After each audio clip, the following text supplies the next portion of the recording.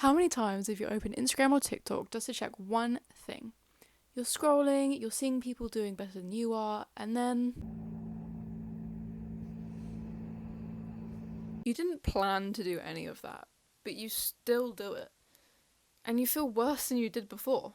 For artists nowadays, social media is pretty much unavoidable. Platforms like TikTok and Instagram promise exposure, community, and opportunity.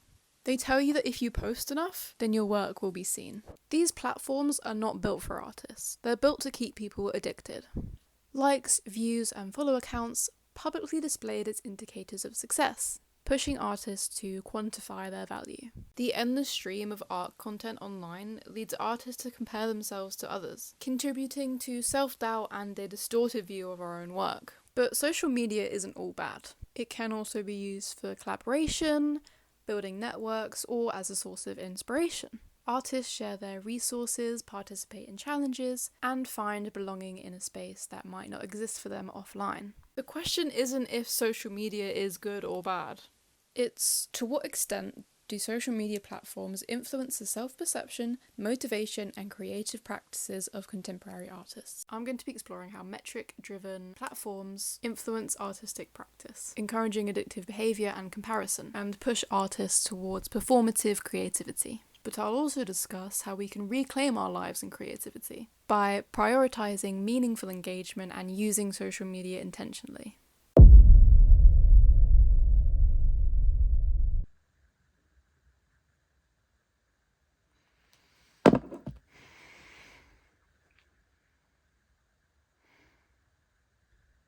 Why is it so hard to put your phone down? You might feel guilty for scrolling after hours, but you shouldn't. Social media is engineered to be that way. Tristan Harris, a former Google engineer and product manager, has compared social media platforms to slot machines. Every time you open your phone, you're pulling the lever, waiting to see what reward you get. This thing is a slot machine. How's that a slot machine? Well, every time I check my phone, I'm playing the slot machine to see what did I get. This is one way to hijack people's minds and create a habit, to form a habit. What you do is you make it so when someone pulls a lever, sometimes they get a reward, an exciting reward. And it turns out that this design technique can be embedded inside of all these products. This guy studied neuroscience and decided to help social media brands cater their apps to keep people addicted. They are designed to trigger dopamine, the chemical in our bodies that is responsible for behaviour, rewards, and pleasure. Once developers knew how addiction worked in the brain, they started to design their apps to exploit it. Every notification becomes a tiny reward. Every post that gets engagement, it tells your brain, do it again. Brown put it bluntly.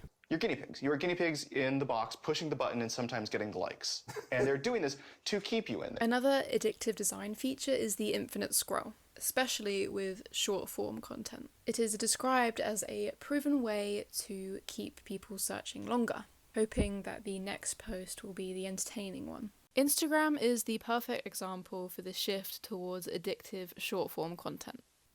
What used to be a platform for static images and only ever seeing posts from your following and friends now prioritizes reels over anything else. And for many artists, this isn't a new feature, it's a demand.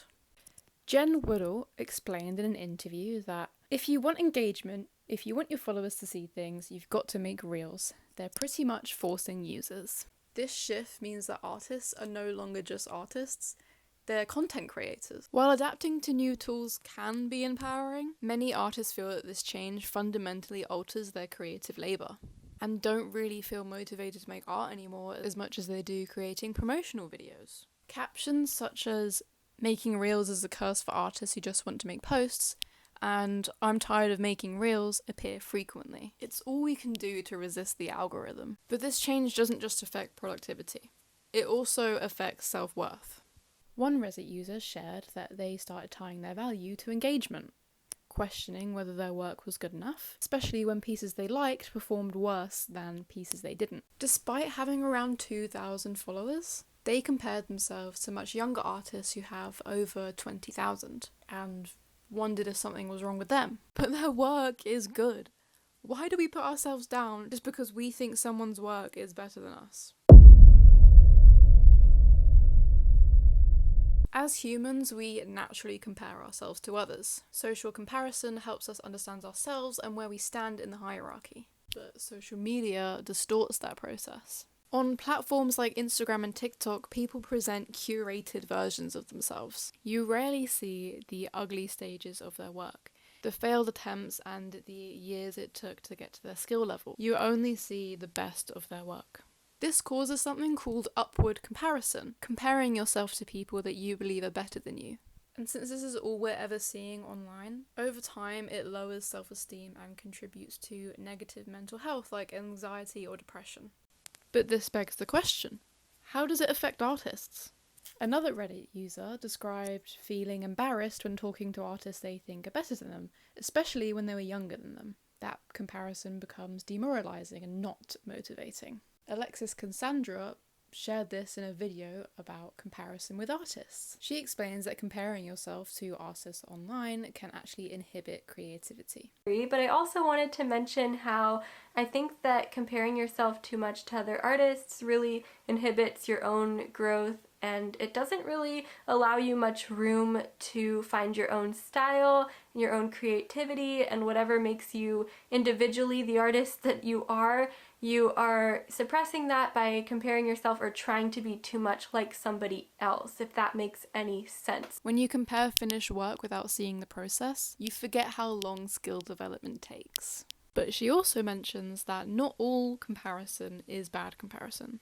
I think you can look at another artist and maybe become inspired or motivated because they're creating something different than you are, and it inspires you to maybe try something new, whether that's a new medium or maybe a new style of artwork that you haven't tried before. And sometimes that can be healthy to look at other artists' work and become motivated yourself to produce your own work. I also think that we have a lot to learn from each other, so I love watching other artists' videos here on YouTube because I always take something away from it. And I'm not just talking about tutorial videos or informative videos, but even if I'm just watching another artist create a piece, I get to see what techniques that they are using and what their thought process was while they were going about that, how they're using the medium that they're using, and so on. So I think that we all do things a little bit differently, and it is beneficial to look at other artists and see what they're doing. Sometimes you might learn something that you didn't know before. So, social media can also inspire artists by exposing them to diverse approaches and encouraging exploration. This suggests that the effect of comparison depends on how it is used. But what about the social aspect of social media? For some people, the online art community has been an overwhelmingly positive experience. This YouTuber spoke about her experience with having a presence on social media as an artist.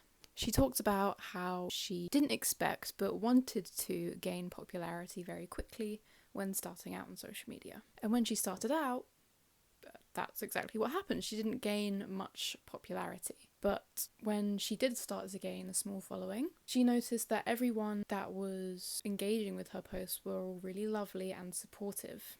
The community she had built was supportive and wanted her to succeed. People share each other's works on their stories and share their work no matter the skill level. One of the biggest forms of collaboration and community online would probably be online art challenges. There are many types of online art challenges, some of them including draw this in your style, draw with your non-dominant hand, and your blank, your OC. But the most popular challenge by far is the 30-day challenge, where you draw one type of drawing a day for 30 days. For example, Inktober, Mermaid, or Huevember. The positive impact of these 30-day challenges is shown by a study by 64 million artists, which recruited a group of artists to participate in a 30-day challenge and studied their mental health as a result. This study found that people's mental health did improve after the challenge, a result they contributed to increased creativity and being part of a community. This shows that not only can online art communities allow for inspiration and growth, but they can also influence better well-being. However, it is very difficult to find people talking about their own experiences with the online art community. While I was doing my research for this video, I couldn't find anyone talking about their own anecdotes. I made a post on r/artist lounge on Reddit, which got unjustly removed, although as of now, it is back up. asking for people's positive experiences. I wanted to do this partly for the research, but also because so many people on there complained about how many negative posts there are. I wanted to bring something a bit positive in there. And they delivered. I got more than enough responses, and they all seemed to agree on how art communities can be good. They spoke about finding inspiration, feeling comfortable to share their work, and getting positive feedback from others. The fact they found true friends through the online community and that they learn from others. But unfortunately, people's experiences aren't always good. I don't know if any of you remember back in 2021 when Art Talk was at its peak. A post was made where someone drew a portrait of a character and captioned it, "Render process," with a little smiley face. She looks just like a dream, the prettiest girl I've ever seen, from the cover of a magazine. This drawing was by no means bad. Sure, the anatomy was off, but this person is clearly still learning. However, people on TikTok started to relentlessly bully this person. Posts were made making fun of the drawing and even going as far to recreate the post with even more exaggerated proportions. The prettiest girl I've ever seen. The prettiest girl I've ever seen. From the cover of a... The original video was deleted, the poster stopped posting, they deleted all of their videos except one, and they left TikTok. I don't know if they're still posting on other platforms, but I assume they aren't. I mean, I know I wouldn't. But what could have been a great artist was bullied off of social media and potentially from being an artist altogether. It just makes me angry talking about it. There is also an article about the toxicity of the online art community. It complains about people trying to own art styles, even when they were just inspired by their work or wanting to learn from them, or even if it was unintentional. And it's true. I've seen myself how protective people get over their own art styles. But as artists, a great way to learn is by copying other people's work, seeing how they made it and how they stylized certain things. I think we all just need to be kinder to one another. So, social media can be good and bad, but that answers nothing and doesn't deserve a 20-minute video. So how can we make sure that we are using social media for good as artists? Well, every platform is different, so what you upload for each should probably be different. For Instagram and TikTok, you'll probably want to upload short-form videos and images, and for platforms like YouTube, long-form content.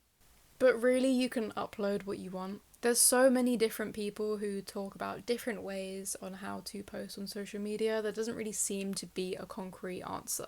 It's really just luck if you're going to get popular and maybe a hint of consistently posting. But the main way to get people to engage with your content is to engage with others. You should be using social media as a social platform. Don't just expect people to engage with your content if you do nothing but post. You should be engaging and interacting with people. But you also shouldn't be looking at metrics. I know it's hard and almost impossible to avoid, but it is the easiest way to get demotivated. But also, if you aren't working well with one platform, just try another. Sometimes the simplest change can make a massive difference. I know you might not want to start fresh, but you can let your current audience know that you're switching, and only the ones that will matter will change with you. It is evident with what we've explored today that intentional social media use is what's critical to using it as a positive tool. Social media platforms are engineered to encourage habits like metrics obsession and compulsive use, making it easy to overlook the potential benefits. For anyone looking to reduce the negative impacts, one method is to limit access. In my experience, deleting social media from my phone has solved issues of frequent checking and unproductive time spent scrolling. Restricting my social media use to my laptop and my computer created the necessary barrier, and I now no longer see as much toxic content, and I definitely don't compare myself to others as much as I used to. And this method might help you as well. But it is difficult to tell people to just delete social media. It took me a while to delete it myself. I kept telling myself that I needed to speak to my friends on there and that I needed to update my art account. But I did it anyway, and to be honest, neither of those have been an issue. The friends that matter, they will change to another platform for you. Maybe just start with limiting screen time and leaving your phone in another room so you're not having it on you all the time.